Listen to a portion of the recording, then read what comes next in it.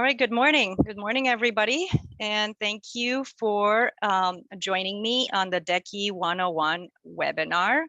This is the first event that we've done of this setup. And the reason I wanted to do this, hold on one second, is because, as I looked through the survey from last year, I saw the need for an intro course.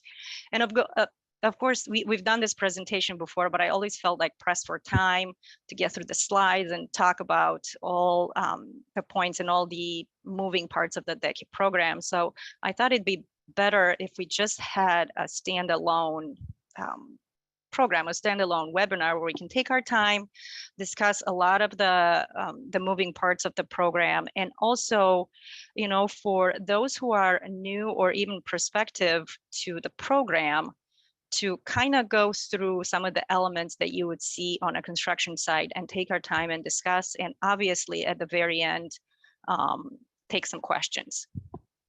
So for those of you who don't know me, have never heard of me or never had any dealings on construction sites with me, my name is Maya Blauer. I am a senior civil engineer with the commission. I've been with stormwater management a little over 4 years now. I've been with the county almost 13 years now, and I've been in Lake County government for 20. So I've been around, the place a long time, and I'm sure I've met and worked with many of you. And it is my pleasure to kind of put this presentation together. I think it's important to know what a DECI is, what the program requires, and kind of discuss some of the things we see on the construction sites to make sure we're all on the same page. And also there's some training available for you guys to take with you and actually use out there in the field. So just to talk a little bit about what are we going to cover today. If you want to make sure that we have you on the list as participants, please change your Zoom ID to your actual name. So, Zoom can take attendance for us so we can keep it in our records that you participated. Also, you will receive one PDH for today. Please stay all the way till the end of the presentation. I will post both the certificate for attendance for today, as well with a very short survey in the chat box at the very end of the presentation.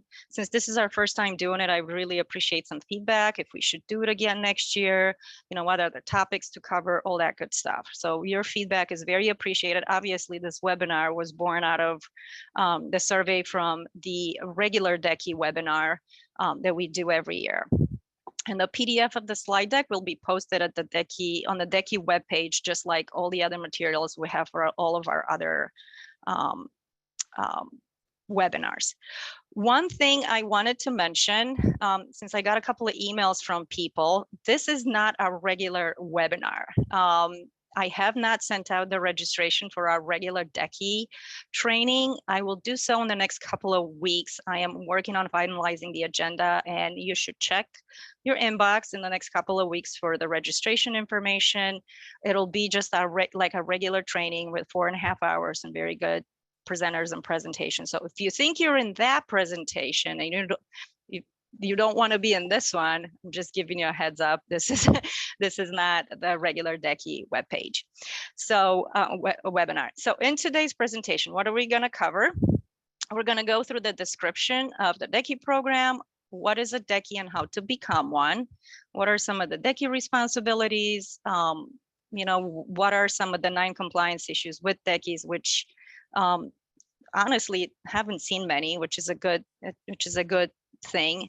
And then the second part of our presentations will look at some common SESC measures that we see on construction sites and how to inspect them properly. But before we get started, I'd like to thank some of the SMC staff that's helped me put this together. Jeff Laramie, who's helped me set up the virtual presentation and Zoom and everything. And then Tim Cook will be available along with myself, of course, at the very end of the presentation to answer some of your questions. So it's not a standalone go-it-alone presentation. It's always a team effort. So I'm very grateful for that. As we go through the slides and the presentations, if you have any questions or need clarifications or anything that I'm presenting today, please use the chat box and type your questions in there. And at the very end, we'll get to as many as possible. So having said that, let's get started. So what is the DECI program? The DECI program was born in January 2006, and it was not an original program, but it was modeled after different programs that were around the country, like in Delaware, Georgia, and Michigan. And the purpose of the program is to provide education, compliance, and ultimately good water quality in the county. And the reason for this is, one, we wanted to, there was already some need from the regulatory agencies like IEPA for qualified personnel. And we modeled the DECI program on the NPDES structure to make sure that we mirror that and we help and we have qualified personnel to cover those bases. The ILR 10 permit already asked for qualified personnel to do inspections. So it was important for Lake County to kind of be at the forefront of that move, as well as back then we were seeing a lot of construction. There was a lot of construction, a lot of earth moving, and we wanted to make sure that our county had enough qualified personnel with a lot of knowledge in order to make sure that water quality is ensured. And they had the basic platform to know a lot about soil erosion sediment control. So we started our training workshops in 2007, and we've been going pretty much every year since. And everybody is invited to these trainings. You don't have to be a DECI to participate, but we wanted to make sure that, one, we had a platform to ensure good quality personnel that was trained in erosion and sediment control, and also to make sure that regulatory compliance was being achieved, especially since the ILR 10 permit already asked for that. And it seems that that permit is moving into the direction of having not only qualified personnel, but certified personnel. So the more training we have, the better it is for all of us. So what are the 4 goals of the DECI program? If you're new or prospective and you haven't been around the DECI program, there are 4 basic goals. 1 is to increase awareness and monitoring of soil erosion sediment control. 2, to improve communication between the regulatory agency and the developer for many soil erosion sediment control issues. 3, to reduce suspended sediment levels in receiving waters, streams and lakes, and ultimately to improve water quality. In order to do that, we actually need good people to make sure that when construction is happening, those sediment ultimately don't end up in receiving water. So the DECIs are actually provide our eyes, boots, and experience on the ground. And obviously we all enjoy good water quality, and we like to go fishing and have our kids play in these resources. So we want to make sure that they are being protected. So what is a DECI? A DECI is a liaison between applicant, developer, and the enforcement officer. Is a trained and qualified soil erosion sediment control inspector. And the DECI is employed by the applicant and not the permitting agency. So the DECI can work for the applicant, but that's not required. I'll give you an example. If the applicant, let's say it's a village and they have a village project, the village can employ one of their employees as the DECI, but that's not required. If they don't have anybody who is a DECI, there's a list on the DECI webpage, and currently there are 263 names listed as current DECIs. So you can go off of that list and pick anybody, knowing that they have gone through the program and they are a current DECI, and then you can employ that person to do the required inspections for your project. How does one become a DECI? There are 4 basic requirements to becoming a DECI. 1 is to pass the DECI exam. 2, to complete an SMC approved SCSC course. 3, to submit a 1-page statement of qualifications. And 4, it's to submit all those for SMC review and approval. You can take the exam at any time, and we recommend becoming familiar with the ordinance first so you know where to look for the answers, since the exam is an open book. For as far as a complete SMC approved SESC course, the DECI workshop is one. So February 21st of this year, we'll have our regular DECI webinar, and you can, if you're thinking about becoming a DECI, you can attend it, and that'll count as one of your SMC approved courses. If by some reason you're missing the DECI workshop and the makeup session, there are approved courses listed on the SMC website, which can be taken at any time of the year. Just go through it. At the very end of those courses, you'll be given a certificate, and you can submit that as part of your second requirement of completing an SMC approved course. The statement of qualifications. So in that statement of qualifications, you have to show that you have at least 2 years of cumulative field experience, actually showing that you have been doing inspections, your boots have been on the ground. So in that letter, please, when you're submitting, just show me, the projects that you've worked on, your responsibility in the field, and you can actually forego that requirement if you are a certified professional in erosion and sediment control or a certified erosion, sediment, and stormwater inspector, because as part of those designations, you would already need to have 2 years of field experience. So if you're a CPESC or a SESWI, just submit your certificate, and that can be in lieu of your statement of qualifications. And yeah, when you submit that letter, please be specific. If I need more information, I usually email back asking for, can you please elaborate on what field experience you actually had? So and it has to be cumulative. It's not necessarily, it has to be 2 years back to back. If you've worked different jobs and that had different field components, you can piece those together to make sure you have the 2 years. So once you have the 1 through 3, you attach them to an email and you send them to me. Review takes a day or so. The staff looks at it, and once we see that you fit the bill, we approve you, and then you receive an email saying you are approved. Once you are approved, we update the DECI list at the beginning of every month, and it's posted on the SMC DECI webpage. There is no cost for you to become a DECI for the very first time. So I have been asked a lot of questions about the DECI exam. No, there is no study guide for the exam. You just need to get familiar with the ordinance and then answer the questions. There are 100 questions that cover a combination of the watershed development ordinance requirements and obviously the SESC practical application. So, there'll be questions about different situations you are in the field and how would you deal with those situations. So you have to have a background knowledge of erosion and sediment control in order to answer them. 100 questions, it may seem overwhelming at first, but don't worry, if you don't pass the first time, you have the opportunity to take the exam again. The exam is online and it's open book. It doesn't cost any money. You have a 3-hour limit to complete 100 questions, and you need a 90% or better to pass. If you take it the first time you don't pass, you have the opportunity to take it again. Most people pass the second time, but if you don't pass the second time, the computer won't give you the opportunity to take it a third time until you meet with the SMC staff to go over the wrong answers, and then we can manually unlock it for you to take it a third time, and hopefully, everything will be good and you will pass. Like I said, once you pass, you will be given a certificate. Keep that for your records and put it together with your other requirements and submit it to me when you are ready to become a DECI.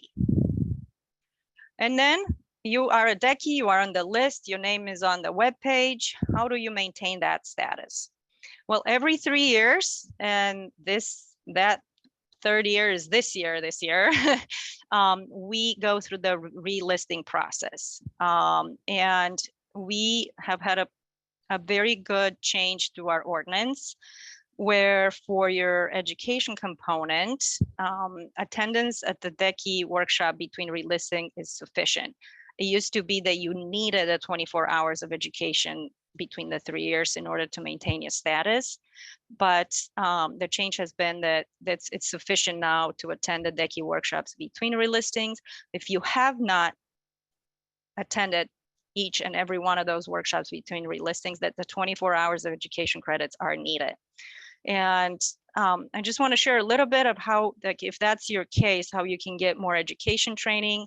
So every year there's the Illinois Association for Floodplain and Stormwater Management Conference, which is 2 days. You usually get 11 hours of training. This year, it's in Tinley Park, March 14th and 15th. Obviously, there are webinars that offer credits. There are other workshops throughout Chicagoland, and we do send out notifications sometimes, but check other organizations like Soil and Water Districts, other counties and private companies, and national conferences such as StormCon and International Erosion Control Association. When, you know, additional resources are listed on the DECI website. When I do find out there are good opportunities for training, we do try to forward those listings to you guys. And then I just want to cover a little bit about the relisting. I will make sure that later on in the year, when we're ready to kickstart it, I will put a presentation together and get it to you guys to make sure you go through the relisting process. But just to quickly cover that, you must be an active and listed DECI in order to relist. If you let your status lapse, like you haven't been a DECI for a couple of years, unfortunately, you must start the process from the beginning and become listed again. That means taking the exam, attending the workshop, sending your statement of qualifications in.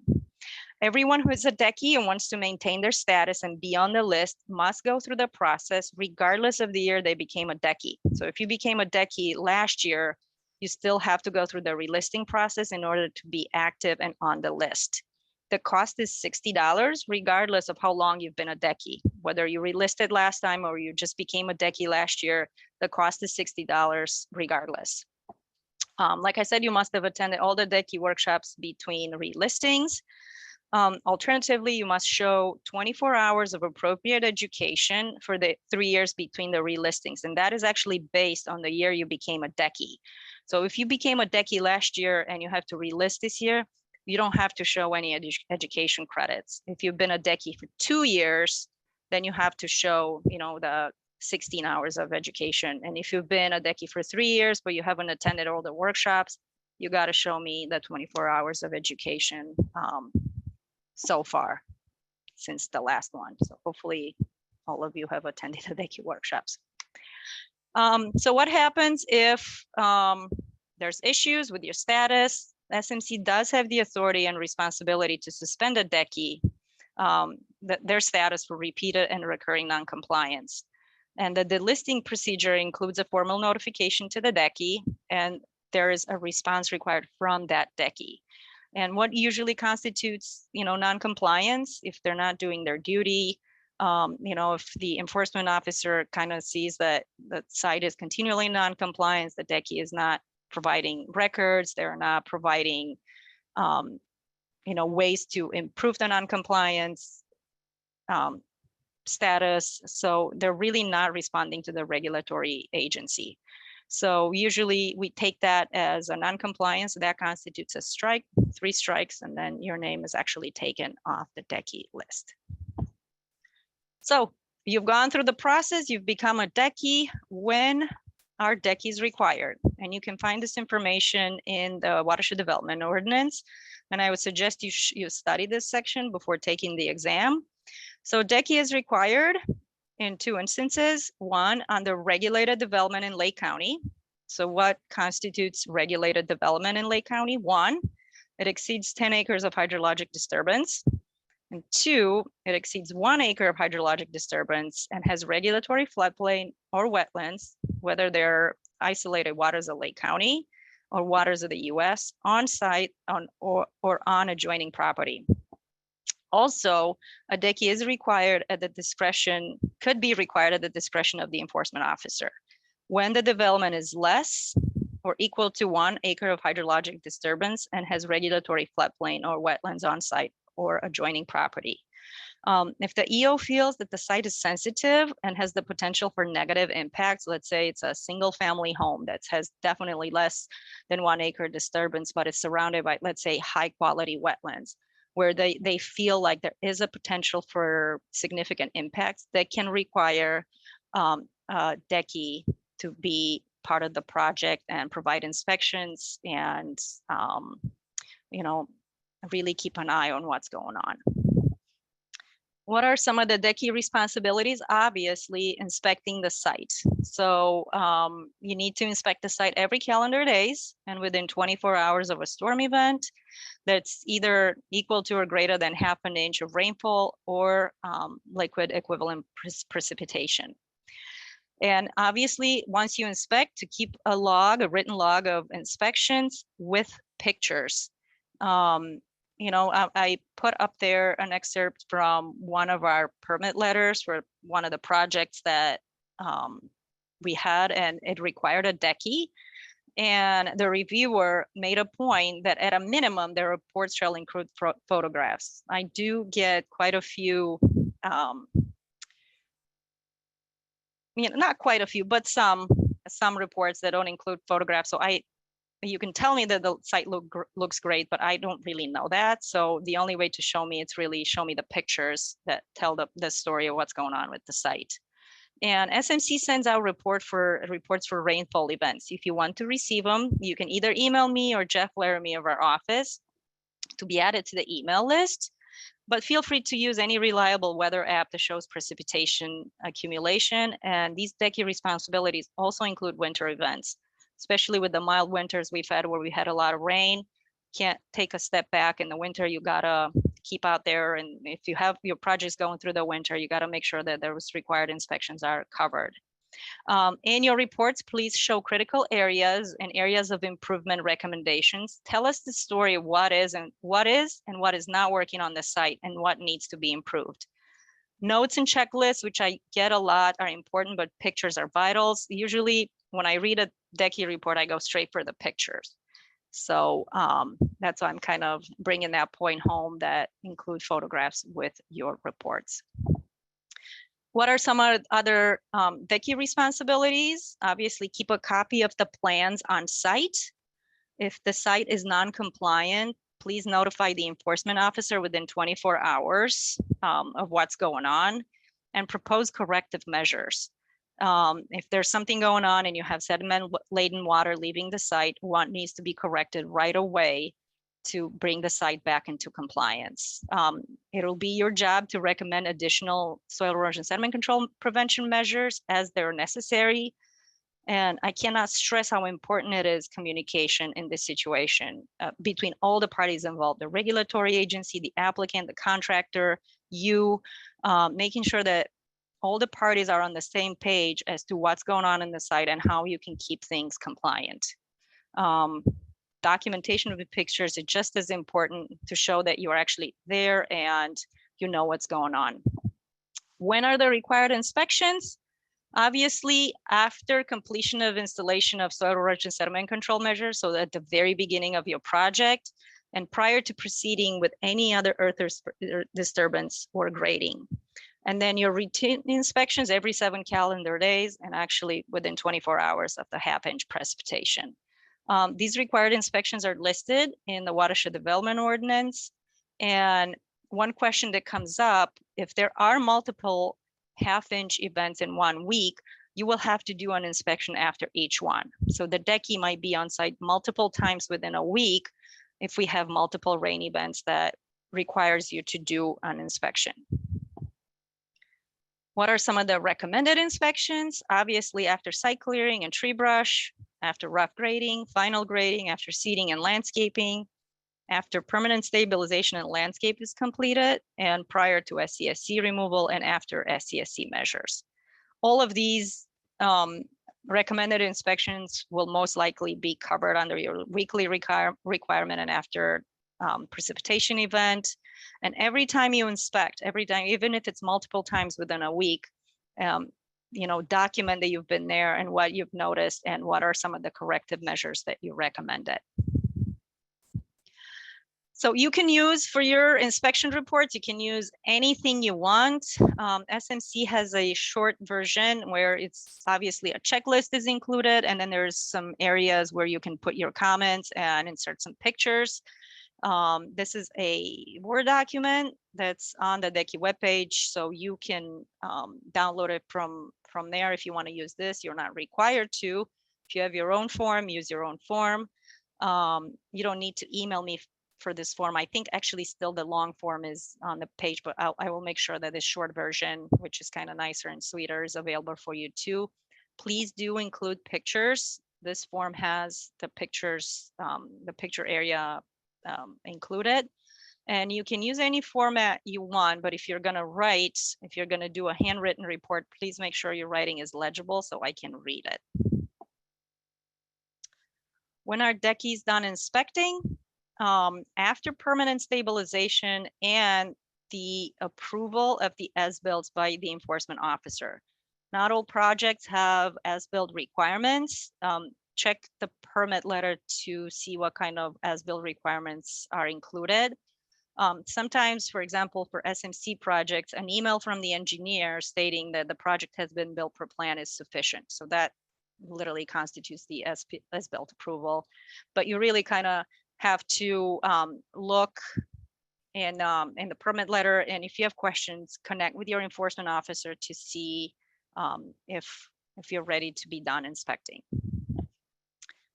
Permanent stabilization.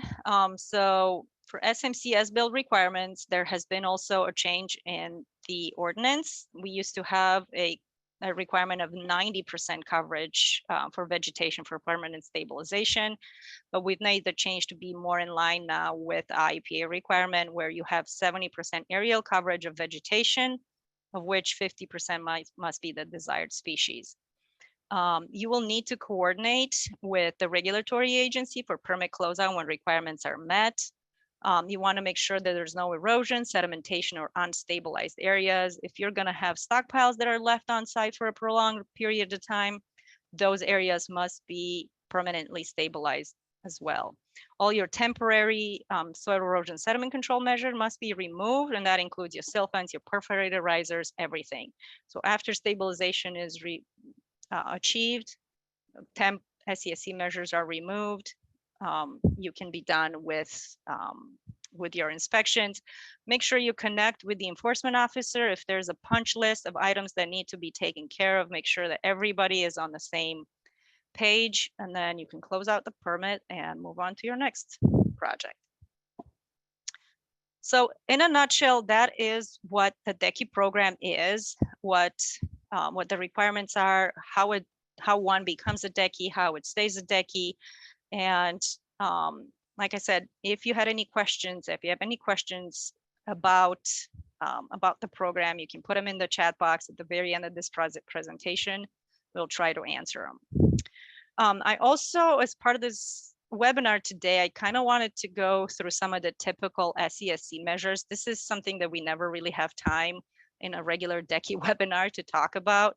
And I wanted to hear it from, us as the regulatory agency. And, obviously SMC is not on every project, but on the projects we are, both myself and Tim, to kind of see what we're looking at, what our expectations are when we inspect a site, and what we look for, to kind of share that information with you. So at least, everybody's on the same page. So in the second part of the presentation, we're going to go through some of these typical measures. This list is by no means all exhaustive. I just picked the most common ones that I see out there. Obviously, each site is unique. You're going to have more or less than what's on this list, and we're not just going to talk about what these measures are. The Illinois Urban Manual has an extensive list of all the practices, and it's a wonderful resource, a free resource. I put the link up there. You can access it. It discusses in detail what these measures are. All the details that you would see on a site, they are listed usually on the erosion sediment control plan for the development. So as you go through your inspection, please refer to those if you have specific questions about the measures. While inspecting these practices, I cannot stress how important communication is with both the contractor and the enforcement officer for the community in resolving non-compliance issues. And the best time to highlight these expectations is during a pre-construction meeting. A good practice is to invite the relevant contractors and discuss sensitive areas as well as maintenance for the SCSC measures at that pre-construction meeting. As a DECI, you may be required at times to recommend additional practices other than what is shown on the plan. And please use all your resources at your disposal to resolve field problems, including, contacting Tim or myself. If you have questions, if you're unsure, we are a good resource. We've been around this field for a while, so we are a good resource to answer whatever questions. Obviously, always contact the enforcement officer for the community to make sure that everybody's on the same page. Now, these practices we're going to talk about, they work in conjunction with each other. Not one practice will solve all of your problems. It's better to prevent soil from eroding in the first place than deal with the sedimentations issues later. Look at the big picture first. Look at your entire site and determine where practices are most likely to fail. If you see the big pictures and you can see, okay, well, there's a downslope in this area and that downslope eventually leads to a wetland, you can see in your mind that that could potentially be a weak point, and how can you work with that area to make sure that it's beefed up and it works well and things don't end up on the other side of the silt fence where you don't want them to be.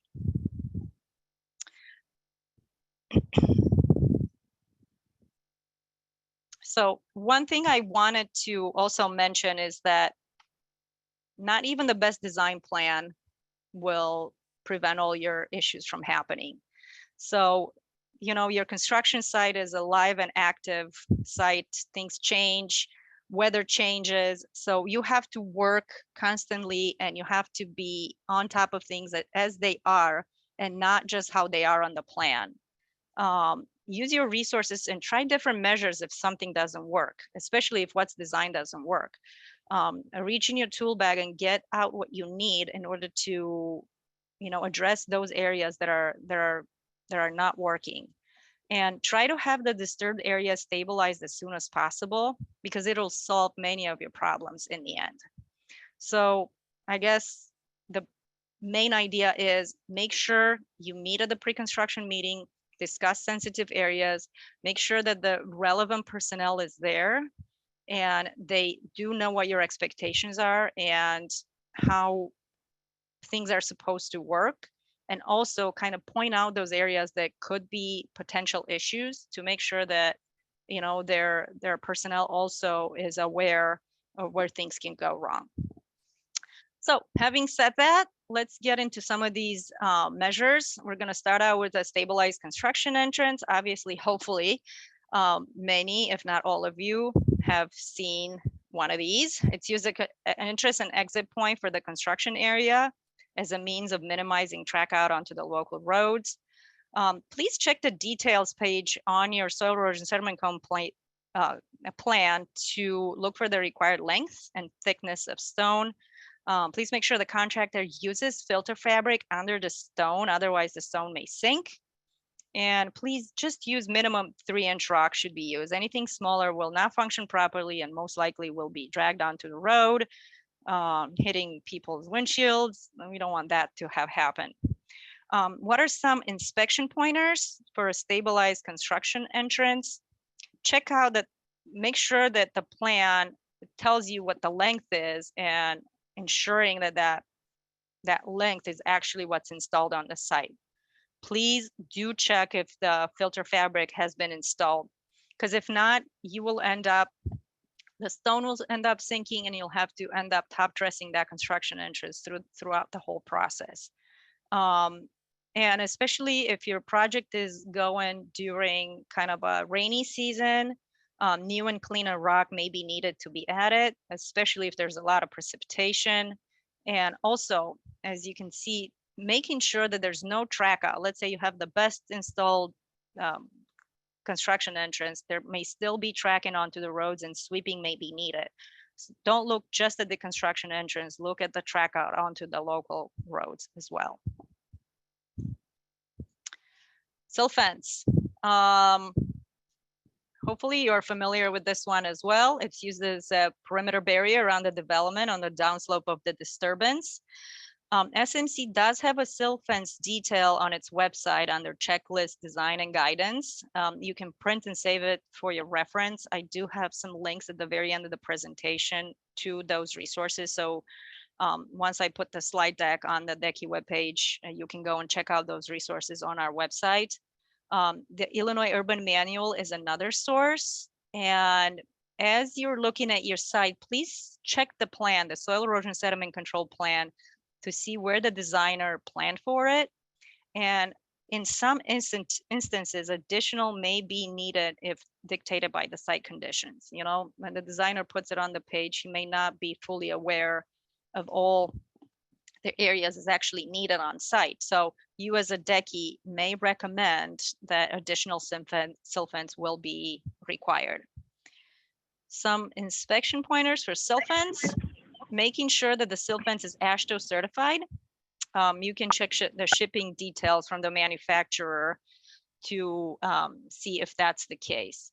However, from my personal experience, most often the silt fence is already installed by the time you inspect it. By the time they tell you, hey, you should come because the silt fence is installed, you should come and inspect it, that silt fence is already in the ground. And often the fabric will not meet certification. That doesn't mean that it will not work. However, it will not work to the best of its ability. So that is a reality. You just let the applicant know, hey, it's not AASHTO certified. Will it work? Sure, but you may end up putting additional if needed anyway, or it may not function to the best of its ability. Check for stake spacing. They should not exceed 5 feet apart. If they are 8 or 10 feet, you may need additional stakes to make sure it doesn't exceed the 5-foot spacing. Check that the fabric is buried and the silt fence is trenched in. And the way I do it when I go to construction sites, I just do the pull test. I go and I pull up the fabric, and if I can't pull it out of the ground, then it's trenched in and it's backfilled and it's good. If I can pull all the fabric up and I can see underneath the silt fence or the fabric, that means it's not installed correctly, and you have to get the contractor out there to trench it in and backfill it properly. So again, refer to your detail, and hopefully it's a good contractor and that won't be the case, but there have been instances where you can easily pull it out of the ground. That means you have to get the contractor back out there to install it properly. Also, check to see if the ends are wrapped up properly as to no gap is observed. So if you have to put 2 silt fences together because it ended, but you still need more, making sure that those 2 stakes are wrapped around each other correctly, so there's no gap in between the stakes. Okay, basket inlet protection. This is used for curb and drop inlets, and they come in various shapes and sizes, and you can get them from different manufacturers. And they normally have an overflow protection which prevents street flooding. So there's a gap between the grate and the very bottom. So if there is a large rain event, you know, that water will overtop the basket and it'll go into the storm sewer, but it won't allow the water to actually fill up the streets and cause issues for driving and just street flooding. When you are ready to inspect these baskets, check the plan to see where the engineer or designer recommended and the type that should be used. Obviously, what you see in that picture is just one flavor of the inlet baskets. They like I said, they come from different manufacturers, and refer back to what your designer wanted in the plan to have on site. What are some inspection pointers for these baskets? Obviously, check that all active baskets in the active inlets in the construction area are being protected. Not all may be shown on the plan, you know. That's why it's important to maybe get out there before the project starts to kind of identify, maybe go out there with your plan to see if all of them are shown on the plan, and if they're not, to know that additional may be required.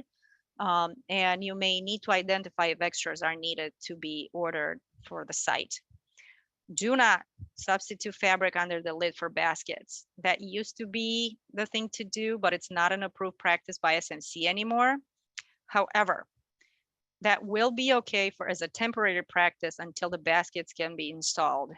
Both Tim and I have ran into some supply chain issues this year where the baskets were ordered and they were ready to come, but somehow they got backed up in, the whole supply chain issue that our economy has faced this year.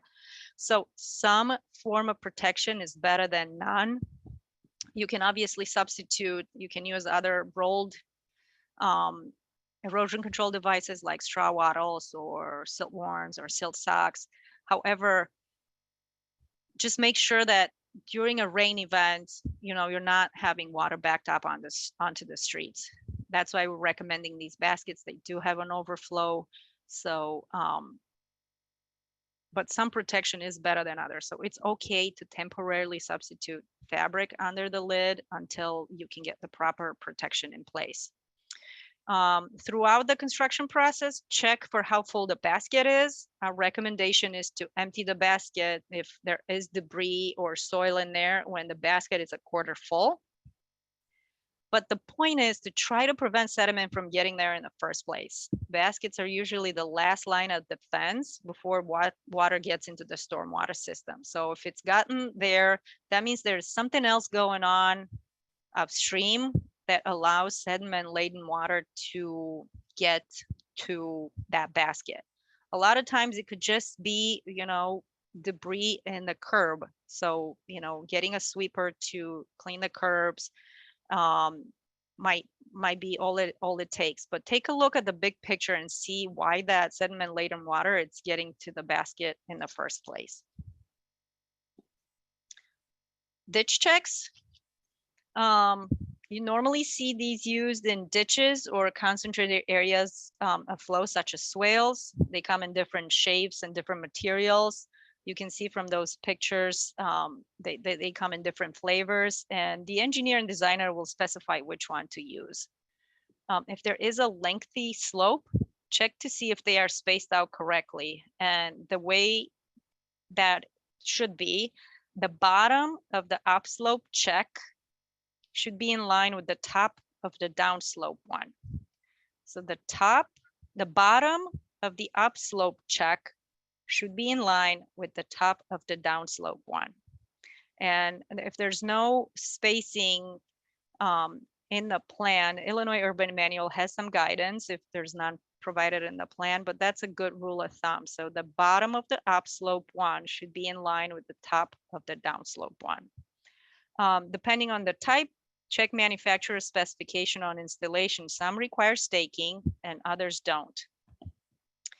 What are some inspection pointers for the ditch checks? Making sure they have a smile on them. That means the ends go up the slope. So the ends are higher than the bottom of the check. Water will usually bypass the check if the ends are not high enough in your swale. You may need to put two together to achieve proper installation. If you're using a non-porous material such as triangular silt dike, which you can see at the bottom picture is the third one from the bottom. Water pooling behind the ditch check is a good sign, but make sure that the water doesn't flow underneath. That's a sign that the ditch check is not properly anchored into the ground. Personally, and this is just from my experience and my personal preference, I prefer the straw wattles or other rolled devices as they are more flexible to install and they allow for additional filtration. The water will go through the material and it'll provide a little bit more filtration as it goes down the slope. They obviously work better or work best if they're used in conjunction with some erosion control blanket under the checks.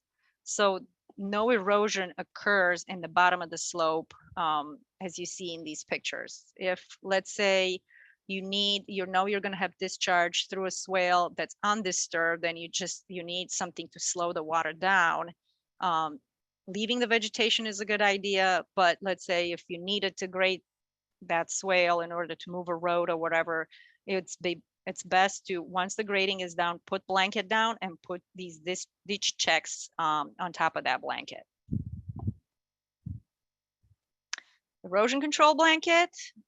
This is a temporary cover made of a degradable material that can cover disturbed areas until vegetation growth takes place. It's made of different materials such as straw, coconut, or wood fiber, or a combination. And they come in different thickness, and the engineer will specify which kind to use based on the site conditions and the slope. So, you know, a thicker blanket, if you have a higher slope, hopefully the engineer put down that you should use a thicker blanket to cover the slope and kind of slow that water down underneath. Plan should have installation details and guidance. Make sure that the landscape contractor or whoever installed that blanket uses the design type and does it well. And what are some of the inspection pointers? Well, this one usually drives Tim crazy, and he can tell you that himself. The fact that the blanket is not keyed in. What that means is it's not buried on the upslope end at the very top of the slope. And there is a detail on the next slide that you can look, but this one is, like I said, that drives Tim crazy. The blanket is not tucked in at the top of the slope. So the water, should it come from the top of the slope or the road or wherever this blanket is, it can get underneath the blanket and can start eroding the soil underneath it. Making sure that the end areas overlap as per details 4 inches. We'll look at the next slide for the detail. Some other issues you see with the blankets once they're installed, tenting. The blanket does not have full contact with the soil, and it usually happens because the grade is not well prepared. There are sticks and stones and other materials that make the blanket tent up or kind of come up. So there's no direct contact with the soil. Once it's installed, sometimes we see peeling. It normally happens after installation if not enough staples were used. The blanket was not properly keyed in and not properly overlapped. So there's gaps in the blanket. And if you have a big rain event or even a high wind event, this blanket would peel off and there'll be gaps. You'll need to have the contractor come back to address those areas to make sure that the blanket covers all the exposed soil and you don't have those gaps. So here is the detail. So if you look at the very top of the blanket, it says very upslope end of blanket in trench 6 inches wide by 6 inches deep. That's what Tim means when it says have the blanket keyed in. So if you've seen his reports and he says it's not keyed in, that's what it means. Now you have it right there in black and white, literally, what that means. Also, see that the blankets, regardless of how they are installed, they need to be overlapped and stapled well in order to not form done properly and enough staples are put in. A lot of times that is the issues where you don't have enough staples in the blanket. And this should be done before the contractor gets on site, because once it's installed, it's going to be a little bit harder to deal with it. You're going to have to get the contractor out there to fix what doesn't work. And the details in the Illinois urban manuals show staple spacing and depth, which are not pictured here. So you can kind of use this plus the Illinois urban manual to make sure you know what the spacing should be and how deep. Dewatering, my goodness, this is one of the more problematic and critical issues that show up on construction sites. Dewatering has the potential for sediment-laden water discharge off-site and therefore non-compliance. Usually all we see is a dewatering bag, and that alone will not get the job done. That is from my personal experience, and usually end up using more than one measure. One thing that we recommend is getting polymers as part of the dewatering setup if you are a designer, including this as part of the bid would be essential and save a lot of money in the long run if dewatering will become a major issue during construction. Talk to the contractor at the very beginning of the project and ask what kind of dewatering setup they have and discuss alternative to ensure compliance. So what are some of the inspection pointers for dewatering? Number one, have a good setup. I can't even stress how important that is to know and talk to that contractor at the very beginning of the project to make sure you have a good setup. Check the water quality before it goes into the dewatering setup and check how it comes out to evaluate if filtration is working. You may have to scale up if water quality appears the same. Details on plans are usually minimal, and it may be up to the DECI and the contractor to put a good dewatering system together. Flog hogs or similar setups work very well due to polymer usage. And it's actually had become such a problem for us that SMC put this detail together. Our chief engineer, Brian Frank, worked on this along with Tim and myself and other SMC staff to make sure that we have a good enough detail that we can give you guys that works, puts together a variety of measures. So this is also available on the webpage on the checklist and design guidance. You can download it and keep it. If we want one of us to walk you through it, we can. But as Tim and myself saw many times, this is a major issue when dewatering is involved because it can create so many problems. So have this in mind and do work with the contractor hand in hand to put a good setup together.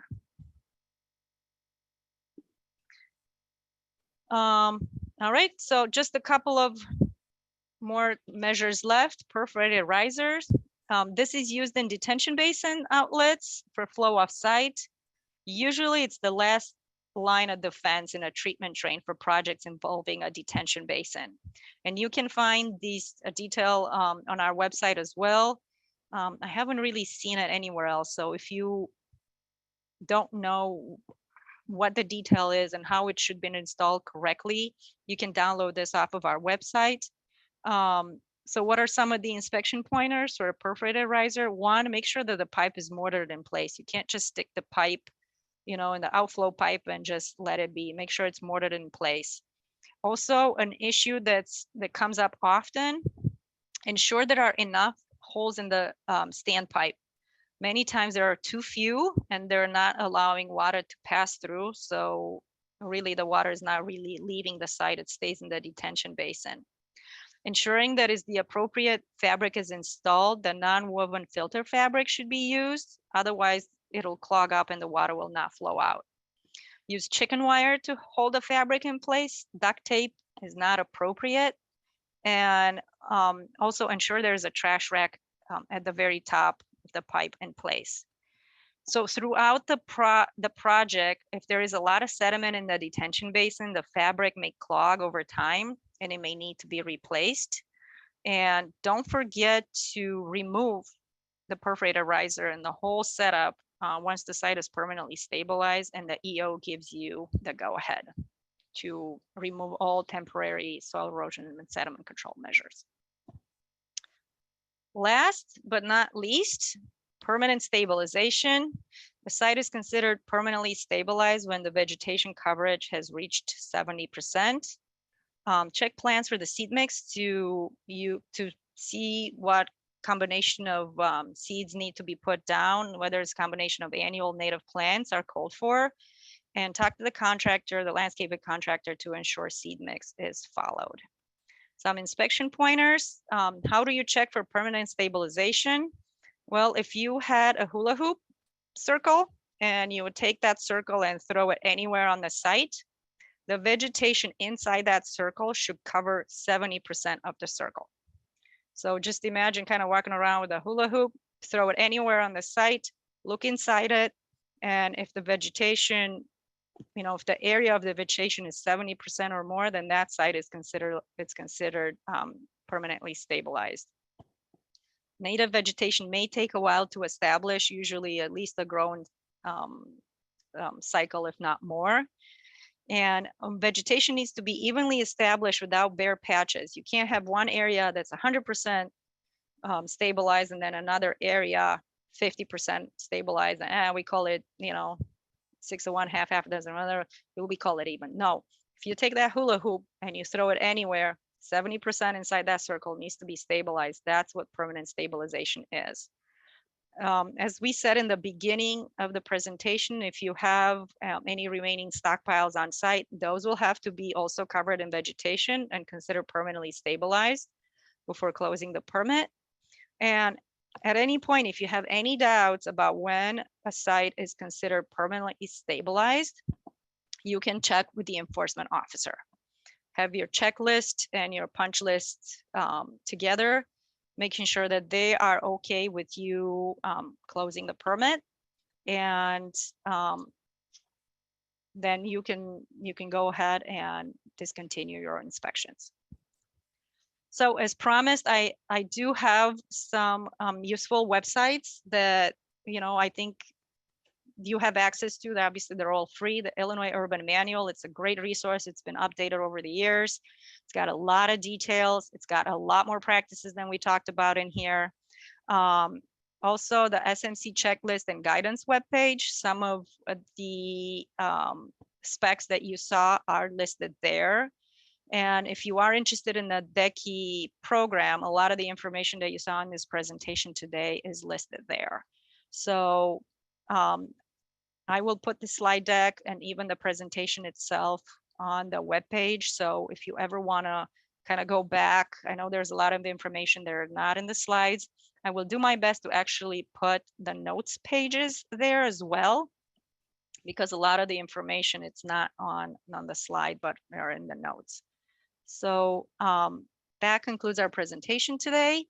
And we can go through some of the questions. I see there are some in the chat, and Tim and myself can answer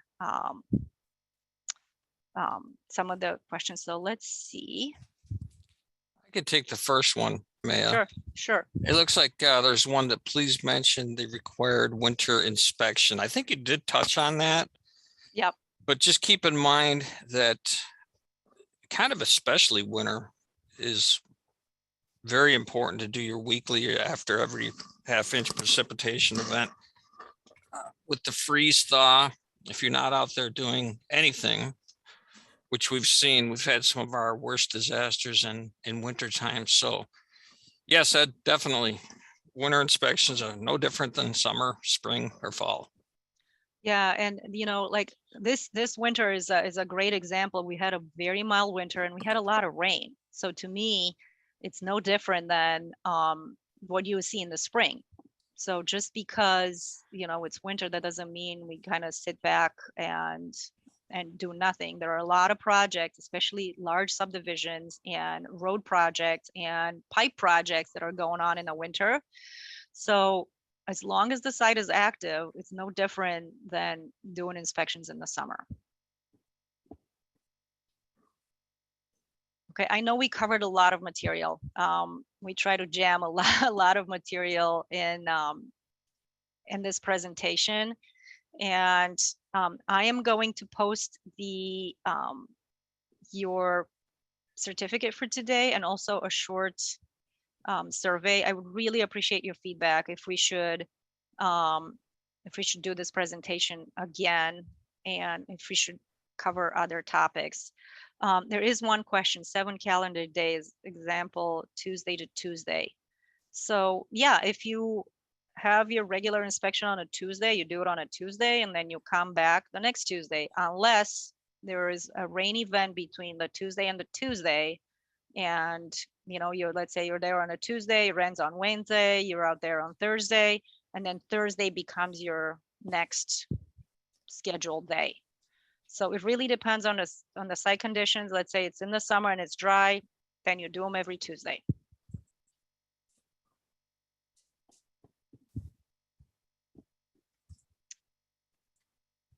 Okay, if you have any other questions, please post them in.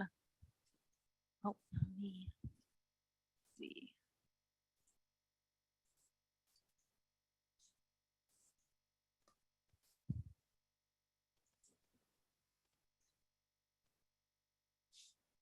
Trying, I'm going to stop the recording since we are done. And if you give me a couple of seconds, I will post your certificate in the chat box.